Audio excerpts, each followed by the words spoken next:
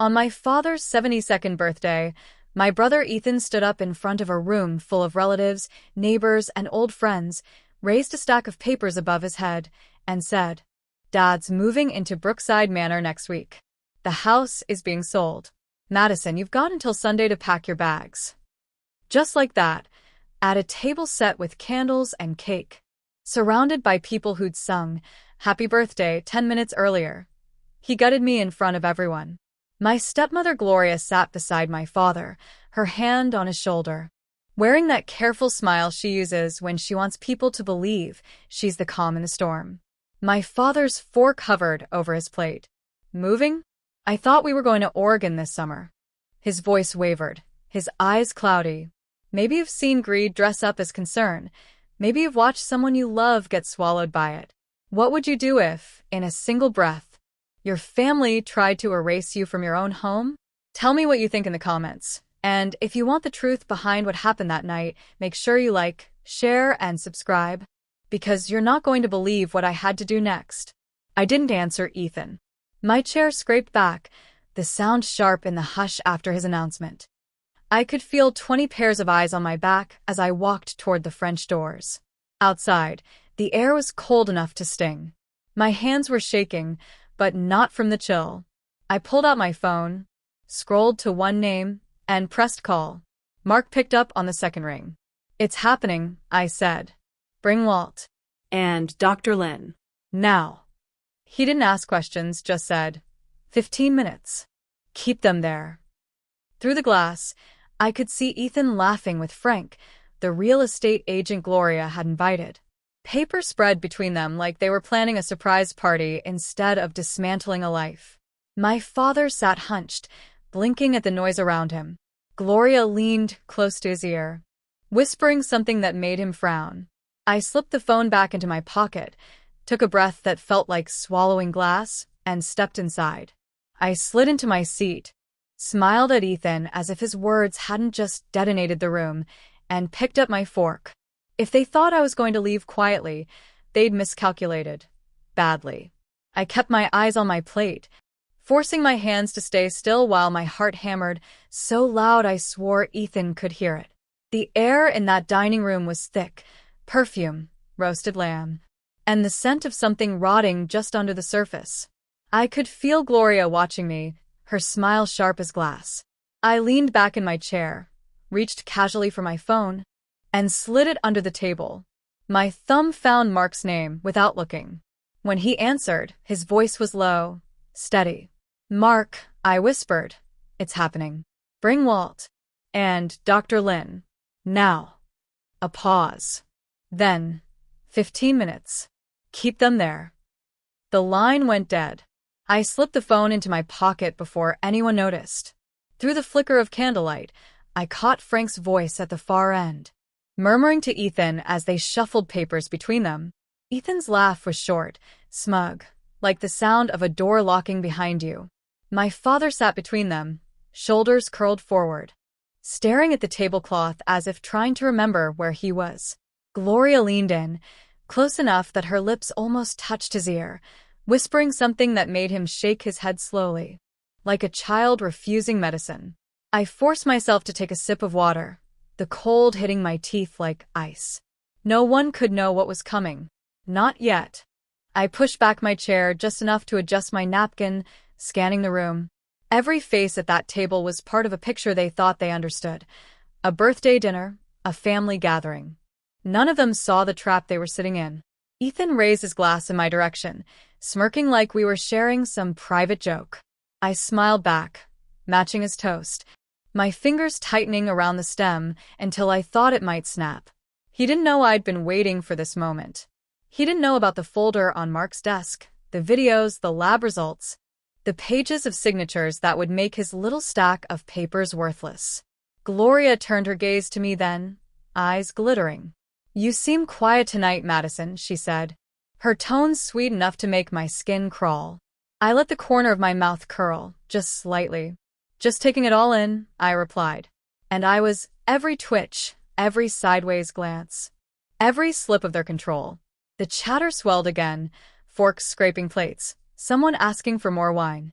I sat back, let the noise wash over me, and counted the seconds in my head. 15 minutes. That's all I needed to keep the performance going. 15 minutes, and the whole room would see what I'd been seeing for months. I lifted my glass again, let the stem turn in my hand, and waited for the knock at the door. It wasn't always like this. There was a time when I thought coming back to Seattle was the best decision I'd ever made. I still remember the call from my dad after his stroke, his voice thin, embarrassed, telling me he'd be fine, even though the hospital had just released him. I packed up my apartment in Denver in a week, told my boss I was leaving the marketing firm for good, and drove 12 hours through the mountains with my life stuffed in the back of my Subaru. Ethan didn't come. He sent flowers. He sent a card. But he didn't come. He had his real estate business in Florida, his country club friends, and 100 excuses that somehow always made sense to him. So it was me and Dad figuring out his new meds, his therapy schedule, cooking the bland meals the doctors recommended. Those first few months were hard, but they were ours. I was the one helping him button his shirts when his fingers wouldn't cooperate, the one keeping him company on slow walks down the block. And then Gloria arrived. She was a friend from the church charity. As she put it, all soft sweaters and homemade cookies at first. She had a way of making Dad feel useful again, asking his advice about fixing a leaky faucet or where to plant the roses. I wanted to like her. I really did.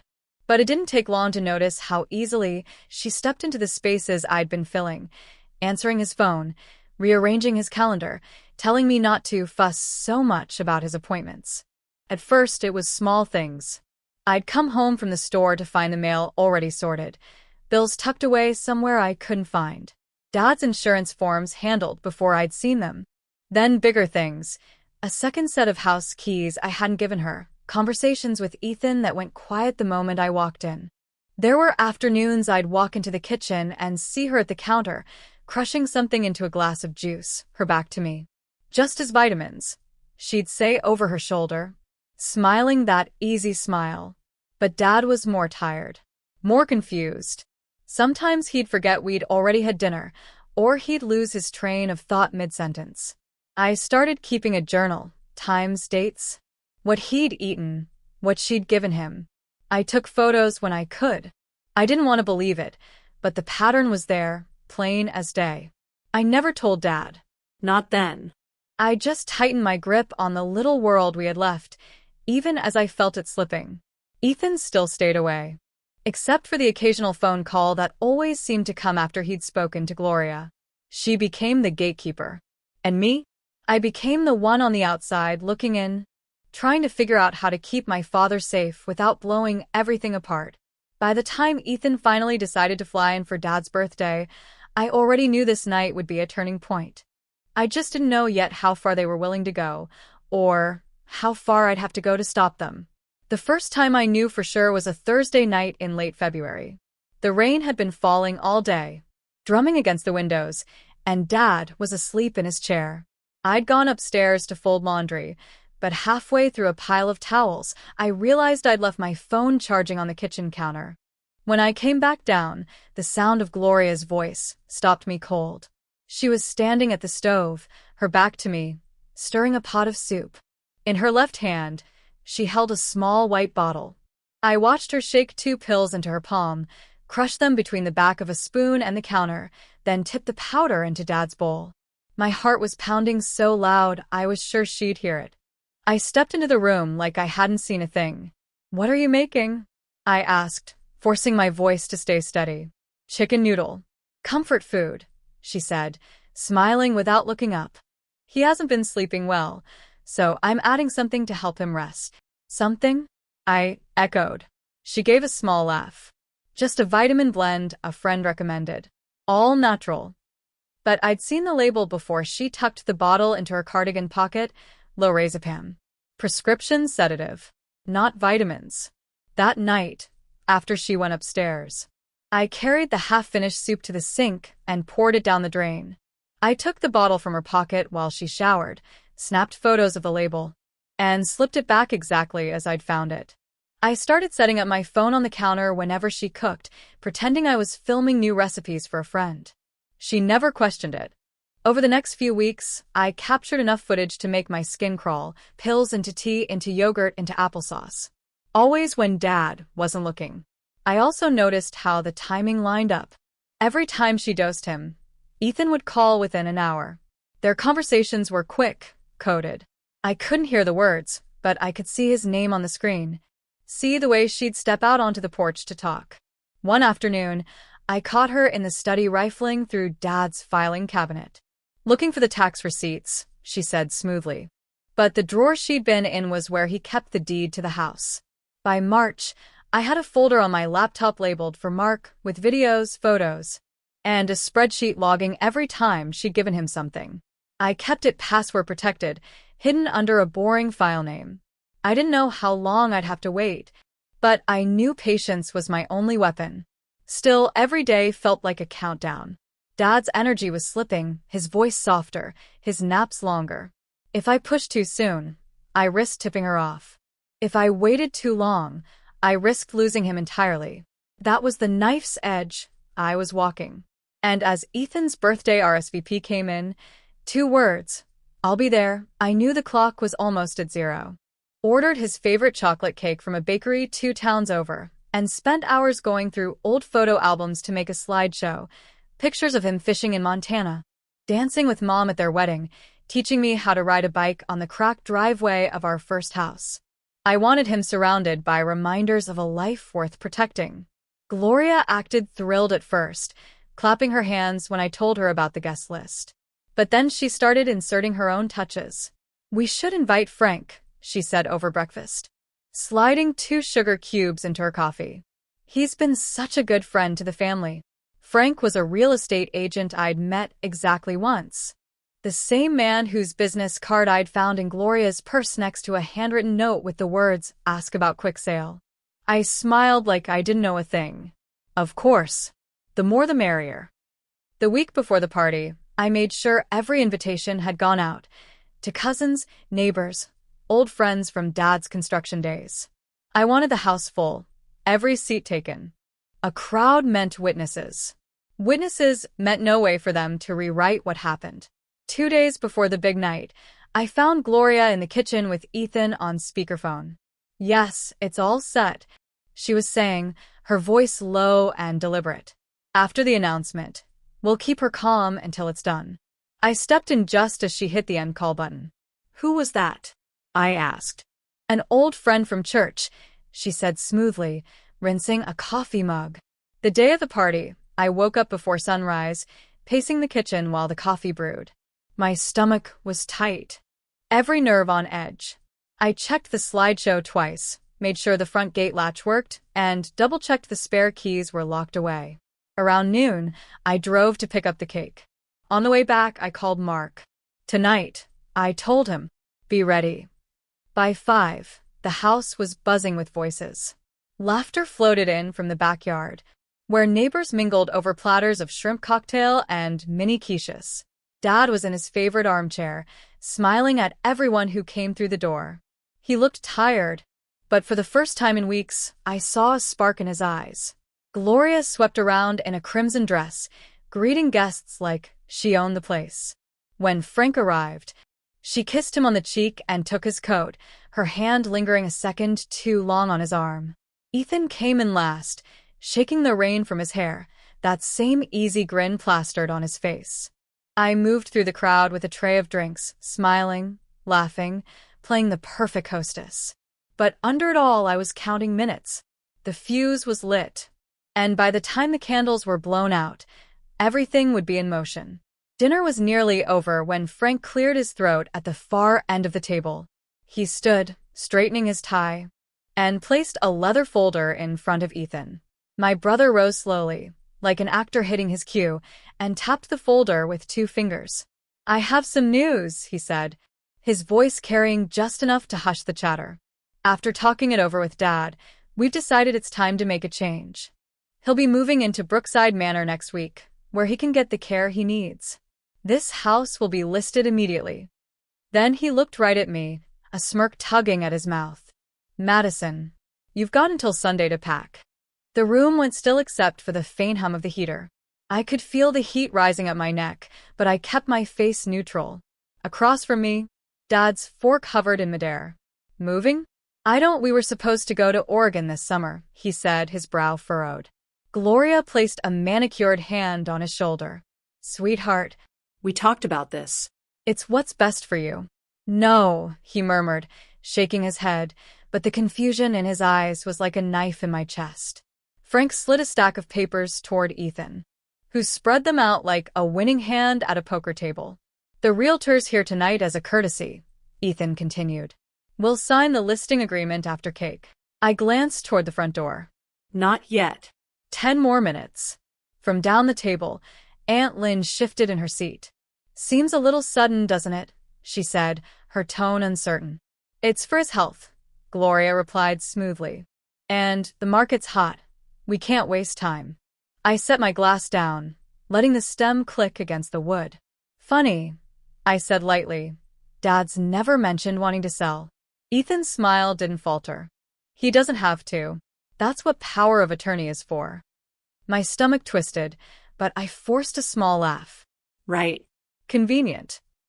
A ripple of discomfort passed through the guests. Dad's gaze darted between us like he was trying to catch up. I leaned back in my chair, folding my hands in my lap, willing myself to stay still. Ethan turned back to Frank, lowering his voice just enough that he thought I couldn't hear. We'll close fast, 2 weeks, maybe less. Gloria refilled Dad's wine glass, her eyes sliding to mine for just a second. She knew I'd heard. Somewhere in the distance, a car door slammed. I felt the corner of my mouth lift.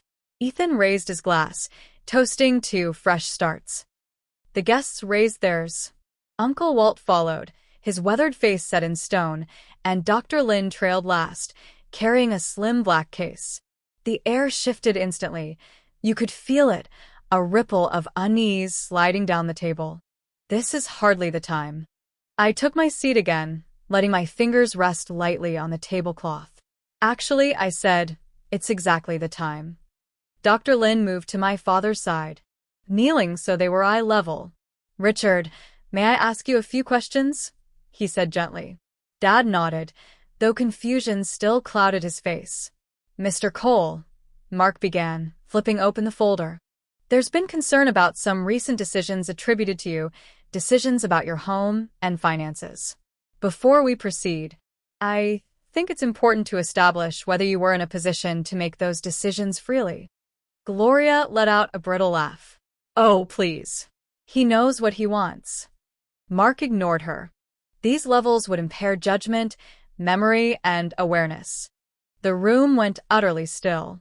Dad blinked slowly, looking from the paper to Gloria. Is that true? He asked, his voice thin. Gloria's lips parted, but no sound came out. I reached for the remote on the sideboard and clicked it. The television screen lit up, and there she was, Gloria, in my kitchen, tipping crushed pills into a glass of orange juice. Date and time stamped in the corner. Then another clip and another. Gasps rippled down the table. That's not, she started, but Mark cut her off again. The footage is from the last 8 weeks. All taken in this house. All showing the same pattern. Uncle Walt leaned forward, his voice like gravel. We knew something was wrong. We just didn't know how deep it went. Ethan pushed his chair back, but Mark's gaze locked on him. Don't go anywhere. We're not done yet. My father's hands trembled on the table. Madison, what's happening? He asked. I looked him in the eye. The truth, Dad. Finally, the truth. Mark didn't take his eyes off Ethan as he reached into the folder again. Let's talk about this power of attorney you've been waving around, he said, sliding a document across the table. The one you claim gives you the right to sell your father's house. Ethan's jaw tightened. It's valid. Signed last month. Signed, Mark agreed, while your father's bloodstream was saturated with sedatives. That makes it null and void. He turned to Dad. Richard, 2 weeks before that date, you signed a different document. One prepared with full medical clearance, witnessed by me and your brother Walt. It requires both Madison's and Walt's signatures for any property sale or major financial decision. Which means, Mark's gaze flicked back to Ethan. You have nothing. The color drained from Ethan's face. I reached into my bag and pulled out a small, worn envelope. Inside were printouts, pages of text messages, each one captured and backed up. I slid them across the table until they stopped in front of Ethan and Gloria. Recognize these? I asked. Ethan didn't touch them, but Gloria leaned forward. Her eyes scanned the first page, and I watched the mask slip, just for a second. The messages were dated months back, her and Ethan discussing timing the move, splitting the proceeds, even debating whether to change Dad's will before or after the sale. Gloria's voice floated in from off-screen. Once the listing's up, it'll move fast. 2 weeks, tops. Dad's head turned slowly toward Ethan. You were going to sell my home? His voice cracked on the last word. Ethan finally spoke, his tone defensive. You need care, Dad. This place is too much for you. This place is my life. Dad cut in, his voice suddenly stronger. Your mother and I built it. You think you can take it with a few papers and lies? Gloria pushed back from the table, her chair screeching against the floor. This is ridiculous. He doesn't know what he's saying. On the contrary, Dr. Lin said quietly, his clarity has improved in the last 10 days. Likely because someone's dosing schedule was interrupted. Gasps echoed around the room. Gloria froze mid-step, her eyes darting to me. I folded my hands, my voice calm. It's over. Every lie, every pill, every signature, you're done. And for the first time that night, neither of them had a single word to say. Dad's chair scraped back as he stood, his hands braced on the table. The tremor in his fingers didn't weaken the steel in his voice. Gloria, he said, I want you out of my house. Tonight. She laughed once, sharp and bitter. Richard, be reasonable. Out. He repeated, louder this time. His eyes, clear now, locked on hers. Gloria's mask cracked. Fine. Yes, I married you for the house. And yes, Ethan promised me half. You were an easy target, old. Lonely, and desperate for someone to take care of you. A ripple of shock went through the room. Ethan's head snapped toward her. Gloria. What? She spat. You think I'm going to carry this alone? We both planned it. We both. That's enough. Mark cut in. His voice was cold now. The police are already on their way. Given the evidence we've just presented, you'll both be facing charges for financial exploitation and, in your case, Gloria, possible felony assault for drugging Richard. Ethan pushed back from the table, but before he could take a step, 2 uniformed officers appeared in the doorway. One moved to Gloria, the other to Ethan. The room filled with the sound of chairs scraping, muffled protests, and the click of handcuffs. Dad's gaze stayed on me the whole time, even as they were let out. I could see the weight of it. Anger, relief, betrayal, all crashing together. When the door finally shut behind them, the room was silent except for the steady tick of the clock on the mantel. Dad let out a long breath, then reached for my hand. His grip was warm, steady. Madison, he said quietly, thank you. I squeezed his hand back, my throat tight. It's over now, Dad. You're safe.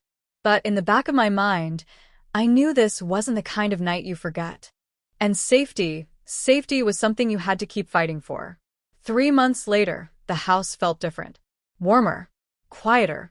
The echo of slammed doors and whispered phone calls was gone, replaced by the low hum of the coffee maker in the morning, the creak of Dad's chair as he read the paper. He was stronger now. The color back in his face, the sharpness back in his eyes. Dr. Lynn's follow-up confirmed what I'd known. His sudden confusion hadn't been age, but the steady drip of someone else's agenda. The sedatives were out of his system. And so were the people who'd put them there. Gloria was fighting her charges from a rented apartment across town. Ethan had gone silent since the arraignment, his Florida business under investigation. Mark said the evidence we'd gathered left them with little room to maneuver. Uncle Walt joked that we should frame the court order just to hang in the living room. One crisp Saturday morning, Dad and I drove out to the lake in Oregon like we'd planned months before. The air was cold enough to bite, the water a perfect sheet of glass. He sat beside me on the old dock, hands wrapped around a thermos of coffee. If you hadn't done what you did, he didn't finish the sentence. He didn't have to. I watched the sunlight crawl over the water. I just did what anyone should do, Dad. You protect the people you love, even when they don't see it coming. He smiled then, the kind that started in his eyes. Not everyone would. Maybe not. But I'd learned something in those months. Silence is where people like Ethan and Gloria win. They count on you being too polite, too scared, too unsure to call them out. I turned to the camera in my mind, the one I knew was still with me from that night. If you see someone taking advantage of someone who can't fight back, say something. Do something. Waiting doesn't make it safer. It just makes it easier for them. The wind picked up, rattling the reeds along the shore. Dad took a long sip of coffee, then nudged my arm. So, you think we've got time for one more summer here? I smiled. We've got all the time in the world now.